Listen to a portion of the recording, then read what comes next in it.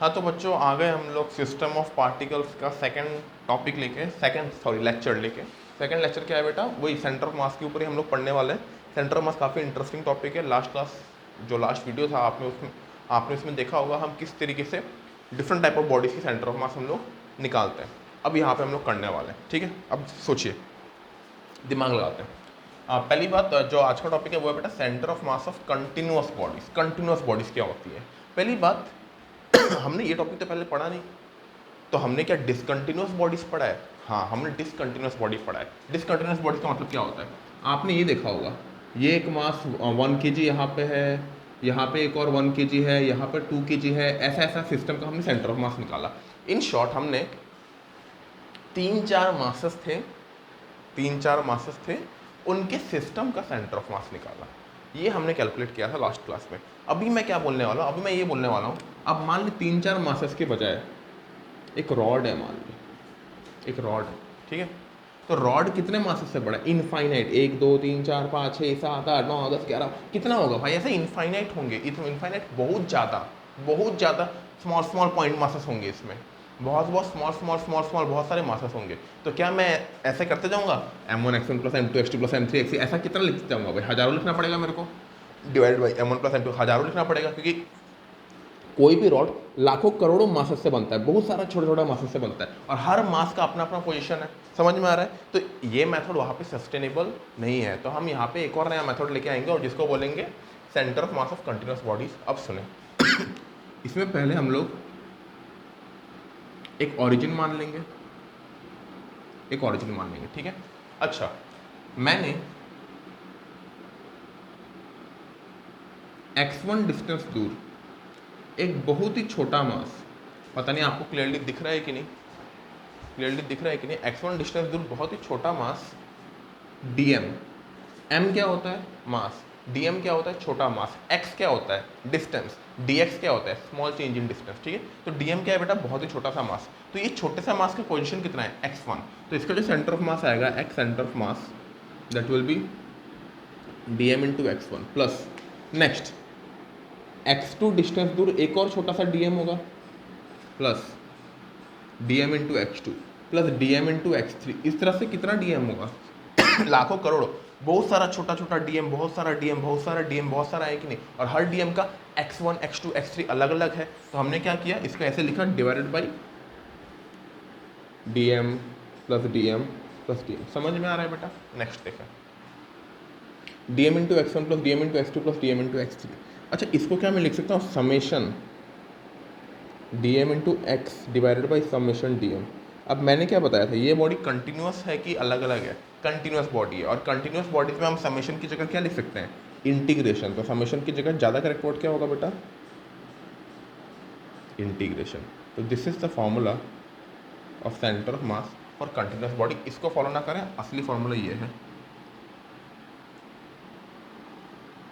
उसी तरीके से बेटा y, ये x सेंटर ऑफ मास है, y सेंटर ऑफ मास क्या होगा?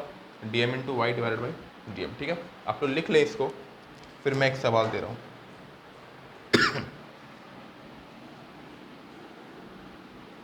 अब एक सवाल कराते हैं आप लोग को, तो आपको ज़्यादा बेटर फील आएगी। इधर देखिए, सवाल ये है, सिंपल एक सवाल, एकदम बेसिक सा। ये एक रॉड है, जिसका लेंथ बेटा क्या है? L, ठीक है। इसका लेंथ क्या है बेटा? L, और इसका टोटल मास कितना है? M। ये रॉड है जिसका लेंथ L है और मास M है, ठीक है। हमें बोला इसका सेंटर ऑफ मास निकालने के लिए, तो हमने रॉड के एक एंड को क्या माना बेटा? ओरिजिन। रॉड के एक एंड को ओरिजिन माना, और अब हम सेंटर ऑफ मास निकालेंगे। पहली बात आपको ये समझना पड़ेगा कि बेटा हम जो सेंटर ऑफ मास निकाल रहे हैं, कंटिन्यूअस बॉडी है कि डिसकंटिन्यूअस बॉडीज? ऑब्वियसली एक सिंपल रॉड है तो कंटिन्यूअस बॉडी होगी, ठीक है। अब देखो कैसे करते हैं, हम हमेशा x एलिमेंट दूर एक छोटा सा एलिमेंट मानेंगे dx, वो ये एलिमेंट होगा। समझ में आ रहा है? ठीक है। अच्छा, ये जो छोटा सा एलिमेंट है, इसकी हम लेंथ निकालना चाहते हैं, ये जो छोटा सा एलिमेंट है इसका हम मास निकालना चाहते हैं। पहली बात ये बताओ, जब लेंथ l था तो मास क्या था m। जब पूरा लंबाई l था तो पूरा मास कितना था m। लेंथ जब 1 यूनिट होगा तो मास क्या होगा बेटा m/l। इस छोटे से एलिमेंट की लंबाई कितनी है dx, तो इसका मास कितना होगा बेटा, तो dx एलिमेंट का मास कितना होगा m/dx/l, यानी कि this is the value dm, यानी कि ये जो dm मास होगा इसकी वैल्यू क्या होगी m/dx/l। आई होप समझ में आया होगा। नेक्स्ट चीज सुने, मौसम ऐसा है ना, खांसी वासी हो जाती है, dm इक्वल टू m/dx/l। अच्छा एक बात बताओ, what is the formula of centre of mass, x centre of mass is equal to integration of dm into x divided by integration of dm। Now what is dm की value क्या है बेटा m/l dx। समझ में आ रहा है, ये dm की वैल्यू है, छोटा सा मास इसका, इनटू x। ये dm कितना दूर सिचुएटेड है, x डिस्टेंस दूर सिचुएटेड है, into x divide by integration of dm। Integration of dm कितना होगा बेटा m/l dx। समझ में आ रहा है बेटा। नेक्स्ट m/l कांस्टेंट बाहर आ जाएगा, इंटीग्रेशन ऑफ x dx, नीचे भी m/l बाहर आ जाएगा, इंटीग्रेशन ऑफ dx। अच्छा ऊपर भी इंटीग्रेशन का limit dx, sorry variable dx, ऊपर भी वेरिएबल x, नीचे भी वेरिएबल x। तो x का लिमिट क्या है बेटा, हम यहाँ से एरो किस तरफ है, इस तरफ है, तो इनिशियल वैल्यू क्या है x की, x का इनिशियल वैल्यू क्या है 0, x का फाइनल वैल्यू कितना है बेटा l, यानी कि इंटीग्रेशन का लिमिट होगा 0 to l। अब m/l कट जाएगा, x का इंटीग्रेशन क्या होता है बेटा dx का इंटीग्रेशन क्या होता है बेटा, ये आ गया बेटा l²/2 divided by l, answer आ गया l/2, जो कि बहुत ही सिंपल चीज़ है, हमको पता ही है यार centre of mass exactly mid point में होता है। ठीक है, आई होप समझ में आया होगा बेटा। आप लोग इसको नोट डाउन कर लें, इसके बाद मैं एक और सवाल देता हूँ आपको एक और सवाल देता हूँ, मिटा दे रहा हूँ बेटा, आप नोट डाउन कर लो इसको।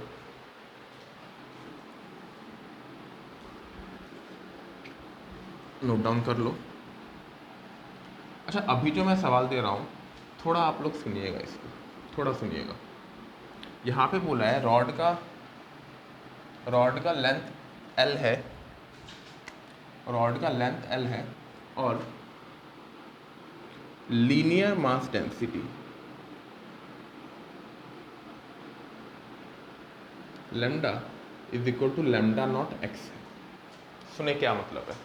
अच्छा लीनियर मास डेंसिटी का मतलब क्या होता है, लीनियर मास डेंसिटी का मतलब मास पर यूनिट लेंथ, यानी कि मास कितना बेटा पर यूनिट लेंथ।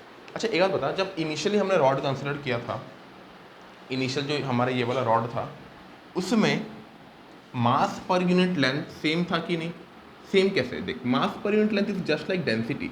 जैसे 3D बॉडीज होते हैं, स्पीयर हो गया या क्यूब हो गया, उसमें क्या होता है मास पर यूनिट वॉल्यूम, क्या होता है मास पर यूनिट वॉल्यूम। तो 3D बॉडी है ना, अब 2D बॉडी मान लो, जैसे कि ये वाल हो गया, वाल एक 2D बॉडी है, या एक पेज हो गया, पेज एक 2D बॉडी है, कागज़ होता है ना कागज़, तो कागज़ एक 2D बॉडी, तो उसमें क्या होगा मास पर यूनिट एरिया होगा उसमें। यहाँ पे क्या है बेटा लीनियर बॉडी, इसकी लंबाई है, इसका एरिया वॉल्यूम मतलब उतना कंपेरेबल नहीं है, मेन चीज़ क्या है इसकी लेंथ। तो यहाँ पे सिग्निफिकेंट टर्म क्या आएगा मास पर यूनिट लेंथ। ठीक है, तो ये उसकी डेंसिटी के तौर पे हम इसको कंसिडर करते हैं। अब आप एक बात बताएं, यहाँ पे इनिशियली जब हमने माना था तो उसका मास पर यूनिट लेंथ सेम था। कैसे मास पर यूनिट लेंथ सेम था, 1 सेंटीमीटर का जितना मास, यहाँ भी 1 सेंटीमीटर का उतना मास, इस भी 1 सेंटीमीटर का उतना मास, हर 1 सेंटीमीटर में सेम मास है। लेकिन यहाँ पे क्या है बेटा मास डेंसिटी अलग है, यानी कि मास डेंसिटी क्या है lambda equal to lambda naught X, यानी कि मास डेंसिटी एक्स के साथ बढ़ रही है। यानी कि जैसे जैसे हम दूर जाते जाएंगे मास डेंसिटी वैसे वैसे लैम्डा मास डेंसिटी बढ़ती जाएगी। लैम्डा प्रोपोर्शनल टू एक्स आ रहा है ना, लैम्डा नॉट तो कांस्टेंट है। अच्छा इसको लैम्डा कहते हैं, आप लोगों को पता है कि नहीं पता मुझे, LAMBDA इसको लैम्डा कहते हैं। ऐसे एक कांस्टेंट है, ऐसे एक लिखने का तरीका है, जैसे थीटा होता है, म्यू होता है, ऐसे बहुत सारे टर्म्स होते हैं ना, उसी तरह ग्रीक वर्ड या लैटिन वर्ड कुछ एक है, अपने को मतलब नहीं उससे। मुद्दे की बात ये कि linear mass density lambda equal to lambda naught X है, यानी कि जैसे जैसे एक्सिस से हम ओरिजिन से दूर जाते जाएंगे वैसे वैसे इसकी जो डेंसिटी है वो बढ़ती जा रही है। लेमडा प्रोपोर्शनल टू एक्स, यानी कि जैसे जैसे दूर जा रहे हैं ये और भारी होते जा रहा है, ये और भारी होते जा रहा है, यानी कि एंड में खूब भारी है, क्योंकि एंड में एक्स की वैल्यू मैक्सिमम तो लेमडा की वैल्यू मैक्सिमम, यानी जैसे जैसे हम लोग दूर जा रहे हैं बॉडी की डेंसिटी क्या हो रही है, बढ़ रही है। बॉडी की डेंसिटी क्या हो रही है, बढ़ रही है। समझ में आ रहा है कि नहीं? तो इसका सेंटर मास ऑब्वियसली बीच में होगा नहीं, क्योंकि ऑब्वियस सी बात है जैसे जैसे दूर जा रहे हैं यहाँ ये पार्ट हैवी होते जा रहा है, ये पार्ट हैवी और ये पार्ट क्या है बेटा, हल्का है। ये पार्ट हैवी और ये पार्ट हल्का है, तो इसका साफ साफ मतलब क्या है बेटा, सेंटर मास बीच में तो नहीं होगा, थोड़ा हैवियर साइड में होगा। ठीक है, निकालते हैं निकालते हैं। देखिए पहले मैंने क्या किया, इसको ड्रॉ किया। ऑब्वियसली बात है ये बहुत हैवी साइड है, ये हल्का साइड है। मैंने एक्स डिस्टेंस दूर कोई सा भी छोटा सा एलिमेंट कंसिडर किया dx, कोई भी छोटा सा एलिमेंट कंसिडर किया dx। पहली बात से इस dx का मास निकालते हैं, ये dx का मास कितना होगा। आप एक बात बताओ, mass is equal to what, mass by length, mass by length equal to क्या होता है बेटा, लीनियर मास डेंसिटी।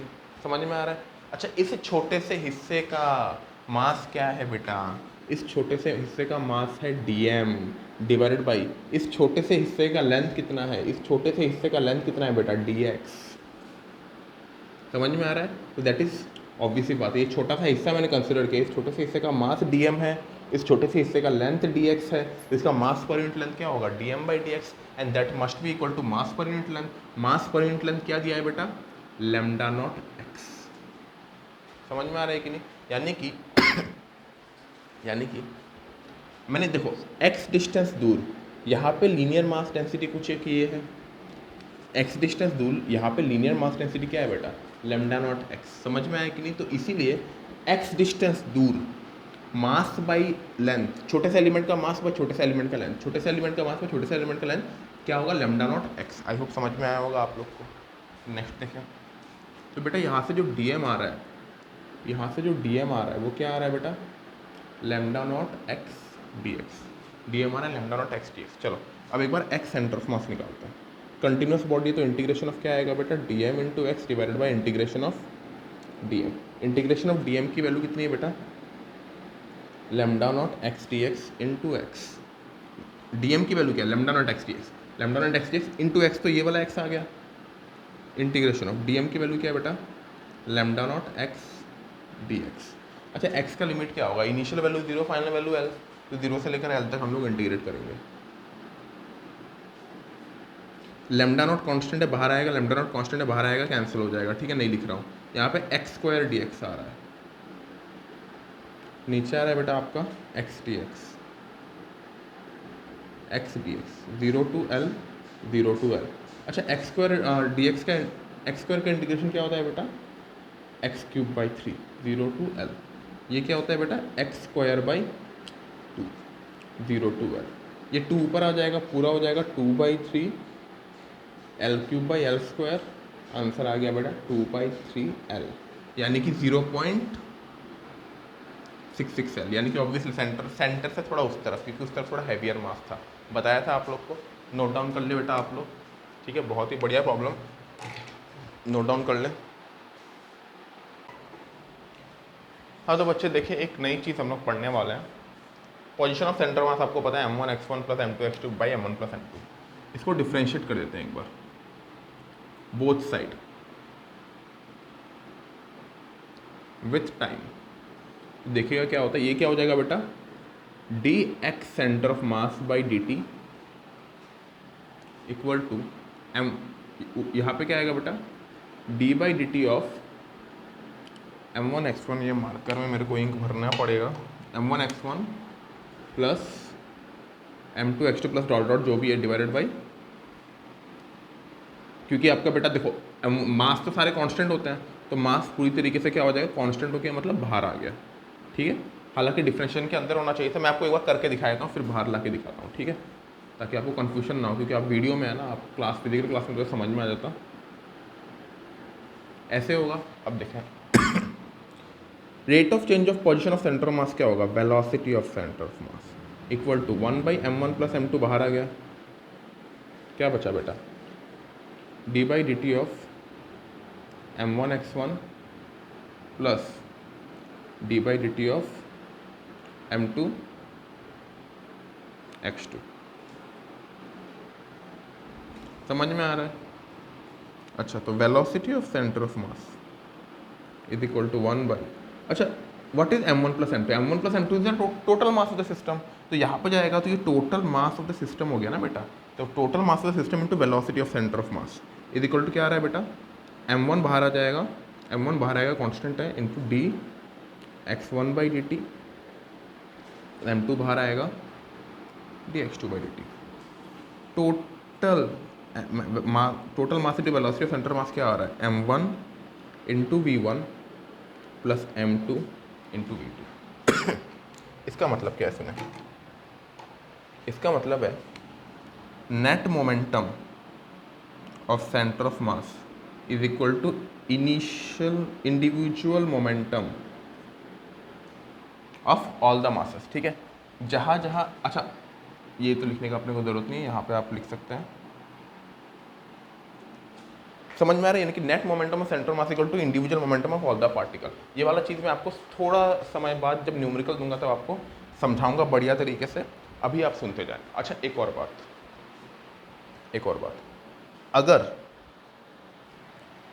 अगर अच्छा यहाँ पे एक और चीज़ मैं आपको बता देता हूँ, ये जो पूरा चीज़ है इसको डिफ्रेंशिएट करें फिर से। मोमेंटम ऑफ सेंटर ऑफ मास, अभी थोड़ा आप लिखते जाओ, आपको धीरे धीरे समझ में आते जाएगा कि मैं क्या करा रहा हूँ। P1 plus P2 plus all the particle, इसको टाइम से डिफ्रेंशिएट करो। टाइम से डिफ्रेंशिएट करेंगे ये आएगा कि नहीं,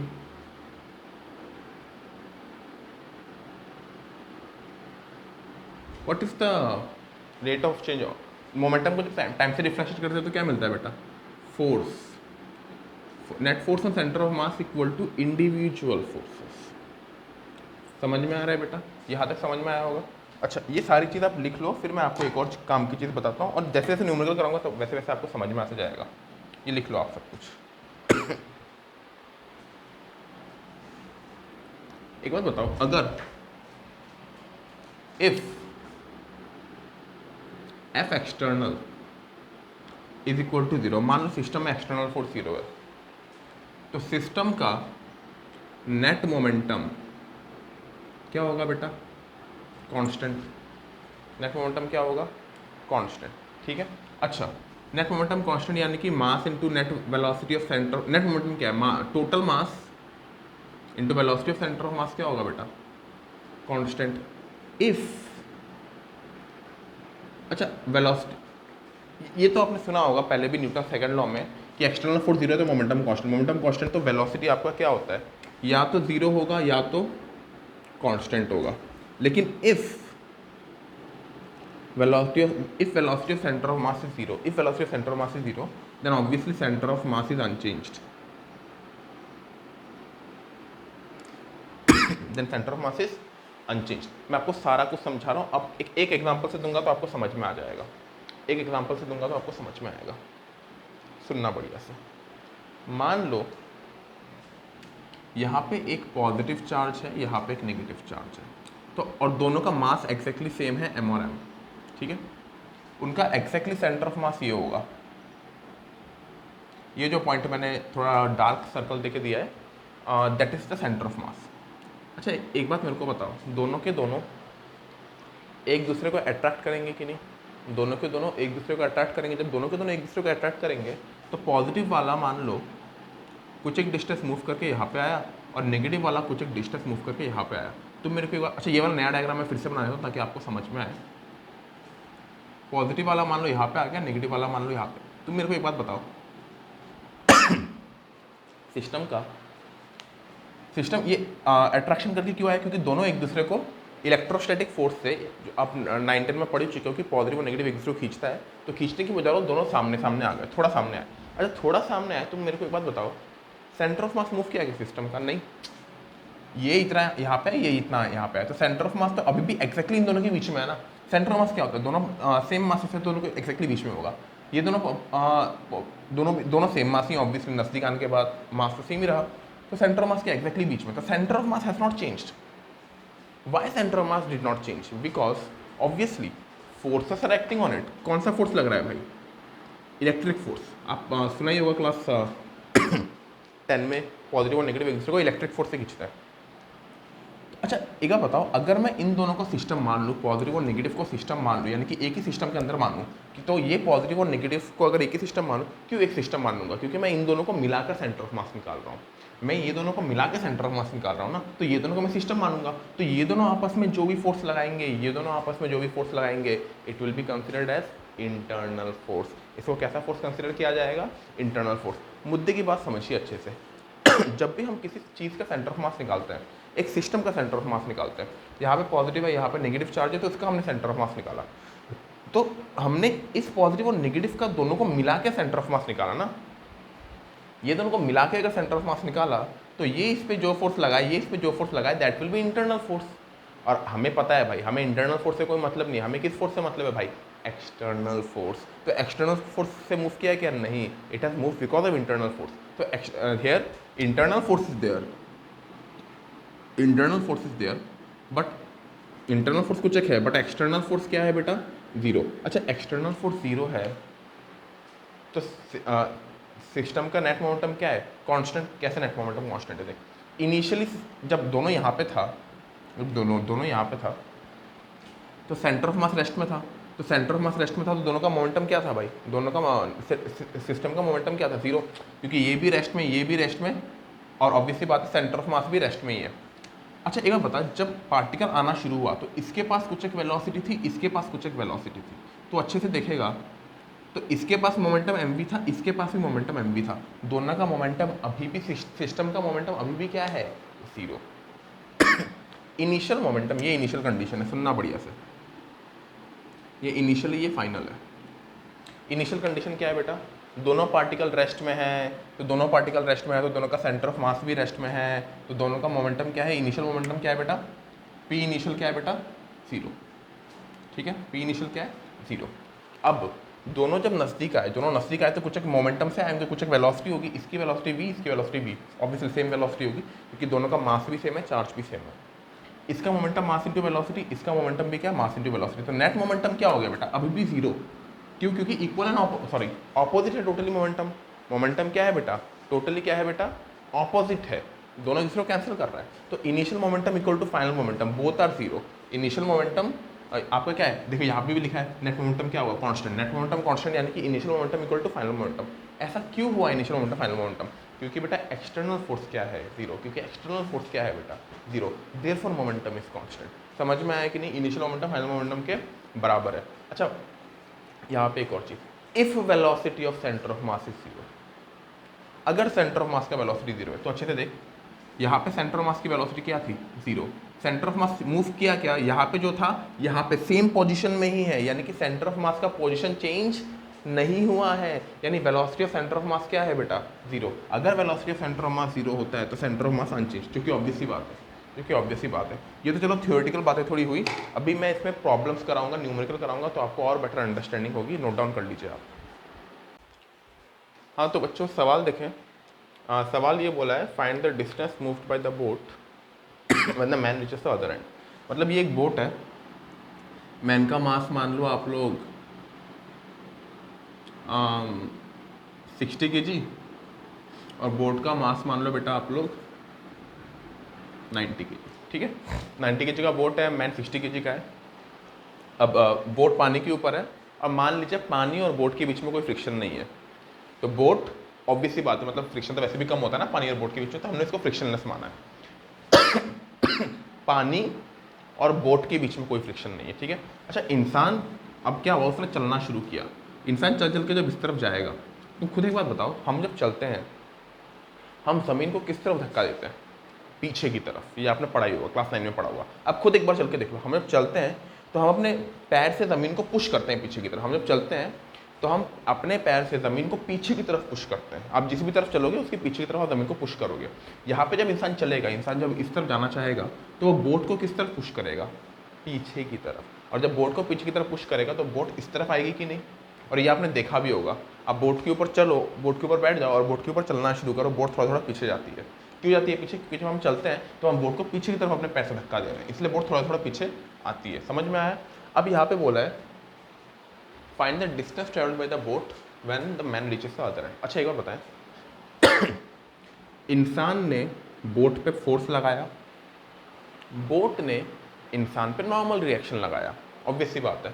इंसान बोट पे पीछे की तरफ फोर्स लगाएगा, बोट भी इंसान पे आगे की तरफ नॉर्मल रिएक्शन लगाएगा, ये सब पता है। तो इंसान बोट पे फोर्स लगा रहा है, बोट इंसान पे फोर्स लगा रहा है। अगर मैं बोट और इंसान को, बोट प्लस ह्यूमन को एक सिस्टम मान लूं, तो बोट ह्यूमन में जो फोर्स लगा है, ह्यूमन बोट पे जो फोर्स लगा है, वो कैसे फोर्स हो गए?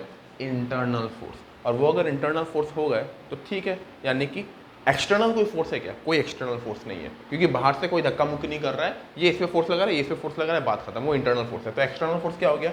जीरो। और मैंने अभी आपको बताया था, अगर एक्सटर्नल फोर्स जीरो होता है, यहाँ पे लिखा है था थोड़ा टाइम पहले, याद है? एक्सटर्नल फोर्स अगर जीरो होता है तो centre of mass initial momentum equal to क्या होता है बेटा? सिंपल बात है, final momentum. Initial momentum equal to क्या होता है? Final momentum. अच्छा ये बताए, इनिशियली कुछ भी मूव कर रहा है क्या? इनिशियली तो ये भी यहाँ पे था, ये भी यहाँ पे था, यानी इनिशियली दोनों क्या थे? रेस्ट में थे। इनिशियली दोनों रेस्ट में थे, तो इनिशियल मोमेंटम क्या हो गया भाई? जीरो। इन शॉर्ट हमारा, अच्छा एक्सटर्नल फोर्स जब था तो मोमेंटम क्या था बेटा? कांस्टेंट। यहाँ पे हमारा मोमेंटम क्या आ रहा है बेटा? Zero.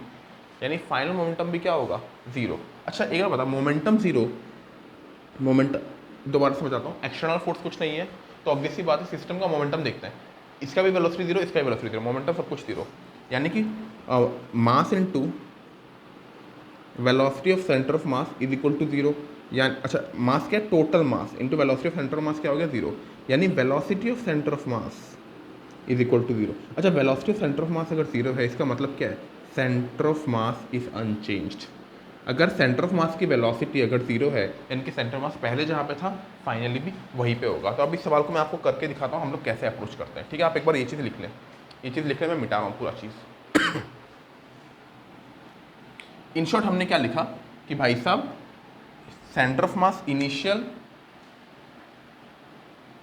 Is equal to centre of mass final. पहले इनिशियल सेंटर ऑफ मास निकालते हैं। पहली बात आप एक ऑरिजिन डिसाइड करें। एक ऑरिजिन बनाया हमने, अब ऑरिजिन बनाया, मान लेते हैं पहले सेंटर मास निकालते हैं एक बार।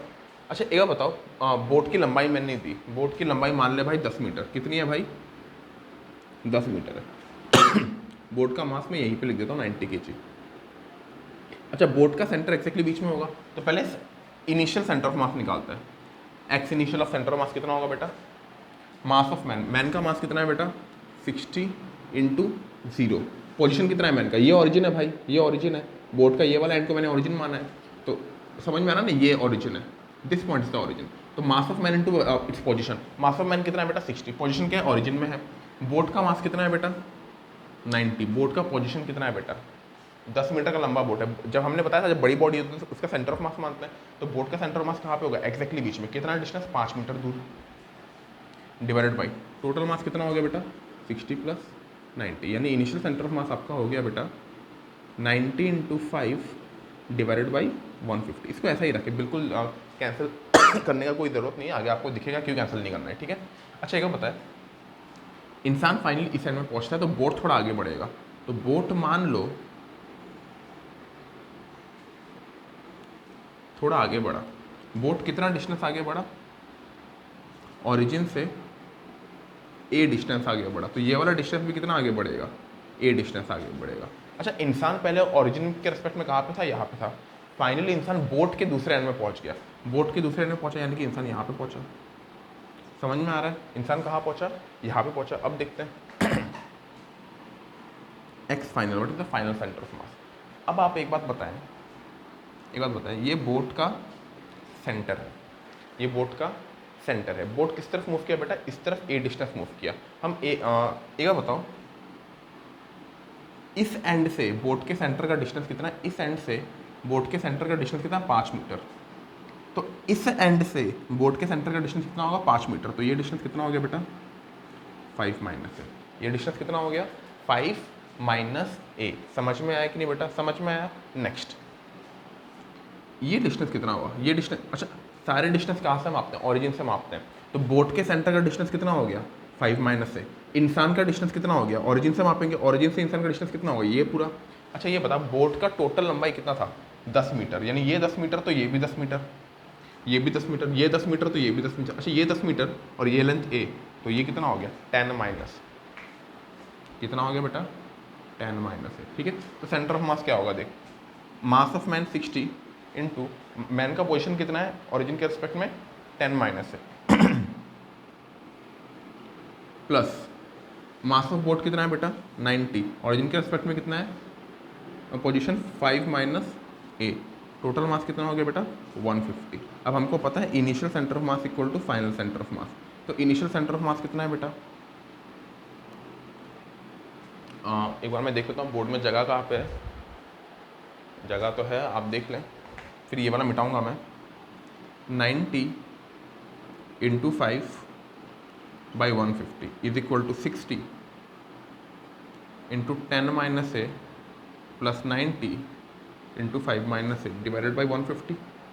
अच्छे से देखिए 150 क्या हो गया कैंसिल, इसलिए मैं बोल रहा था इसको कैंसिल मत करो, यहाँ पे कैंसिल हो जाता है। ठीक है यहाँ पे 0 0 0 कैंसिल जाएगा आपका, simply 9 into 5 equal to 6, 10 minus A, और इसको मैं 60 माइनस 6 से कर देता हूँ, 60 माइनस 6 से प्लस 45 माइनस 9 है। ठीक है, अच्छा अच्छे से देखोगे ये 9 5 जब 45 कैंसिल, आपका सिंपली आंसर आ रहा है बेटा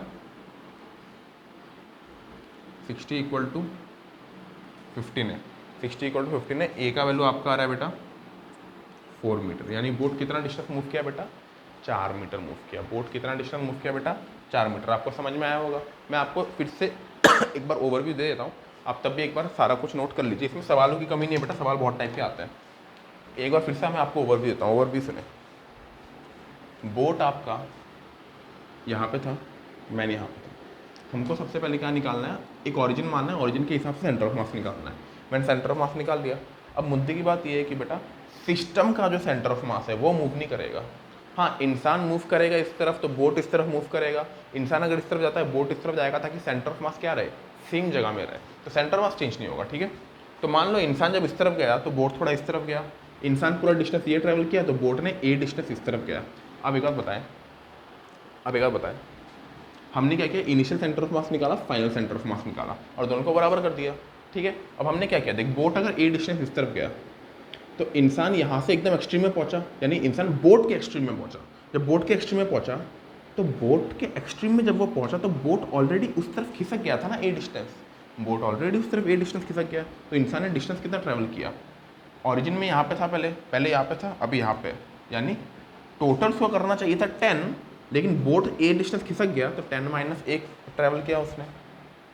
समझ में आया? और बोट अगर इस तरफ ए खिसका तो बोट का सेंटर ऑफ बोट का जो सेंटर है वो भी ए इस तरफ खिसका, यानी कि 5 माइनस ए। फिर हमने फॉर्मूला में डाला, बेटा आंसर निकाल लिया। ठीक है, और समझ में आया होगा। इसको मैं एक और तरीके से कर रहा हूँ मैं एक और तरीके से कर रहा हूँ, आप नोट डाउन कर लें इसको। मिटा दो बेटा, मिटा रहा हूँ देखिए। अब एक चीज़ देखें, अपने को पता है एक्स सेंटर ऑफ मास क्या बेटा अनचेंज्ड, यानी कि change in centre of mass, change in centre of mass क्या होगा 0। अगर किसी चीज़ की वैल्यू अनचेंज्ड है तो उसमें चेंज क्या होगा 0। ठीक है, अब चेंज बोल दो या आप डेल्टा बोल दो, जो बोलना है बोलो। तो एक बार सेंटर ऑफ मास का फॉर्मूला लिखते हैं, क्या होगा m1x1 plus m2x2 by m1 plus m2। ठीक है, अब दोनों तरफ m1 प्लस m2 को ऐसा करो, इस तरफ लेके आ जाओ, m1 प्लस m2 को इस तरफ लेके आ जाओगे तो क्या हो जाएगा टोटल मास।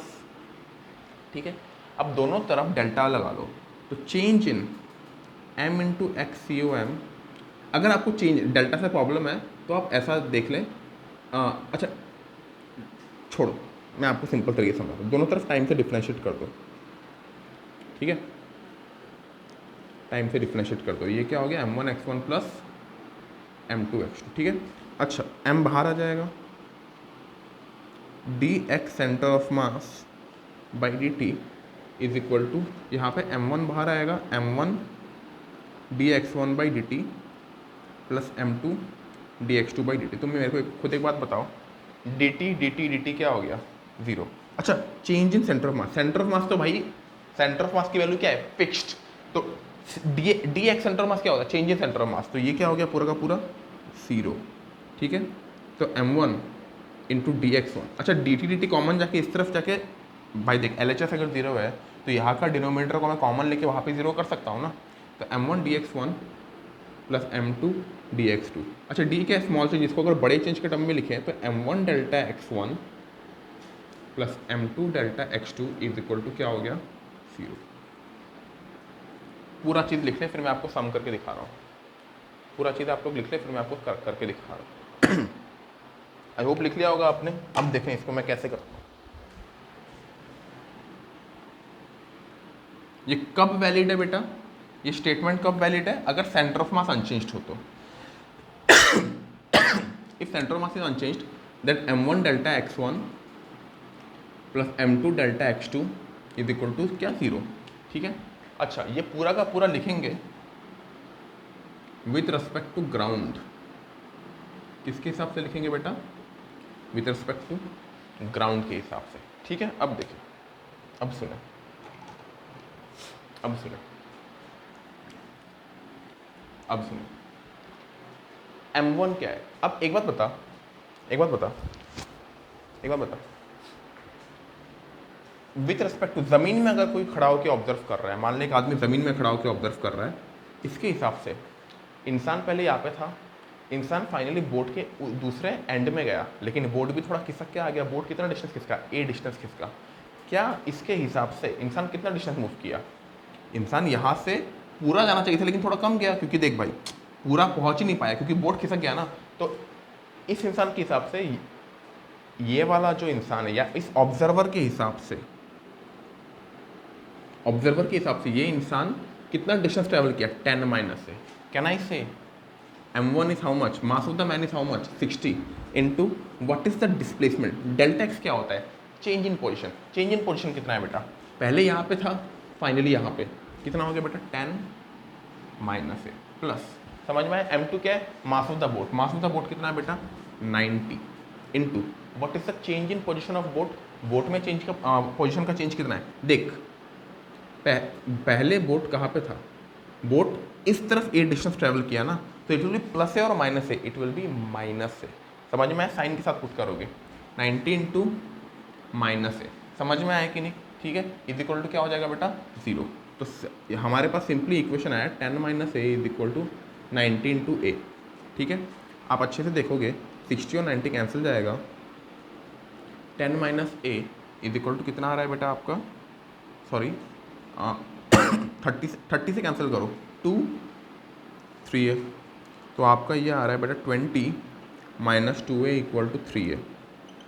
20 इक्वल टू कितना आ रहा है बेटा 5 है। ए का वैल्यू कितना आ रहा है बेटा 4 मीटर। तो आप अच्छे से देख सकते हो, अच्छे से देख सकते हो रिजल्ट सेम आ रहा है, रिजल्ट सेम, और ये बहुत ईजी तरीके से आ रहा है। तो बेटा ऐसे सवालों की ना कोई कमी नहीं है। मैं आप एक बार नोट डाउन करो फिर मैं आपको बताते रहता हूँ।